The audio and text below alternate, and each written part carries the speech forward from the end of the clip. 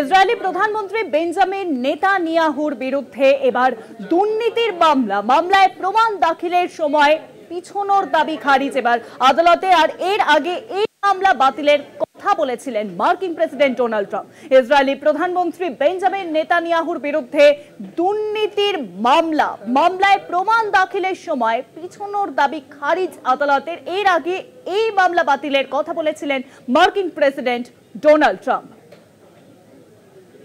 মার্কিন president Donald Trump এর আগে এই মামলা বাতিলের কথা বলেছিলেন এবং ইসরায়েলি প্রধানমন্ত্রী বেঞ্জামিন নেতানিয়াহুর বিরুদ্ধে এবার দুর্নীতির মামলা এবার ইসরায়েলের প্রধানমন্ত্রী বেঞ্জামিন নেতানিয়াহুর বিরুদ্ধে প্রমাণ দাখিলের সময় পিছনের দাবি খারিজ এবার আদালতে।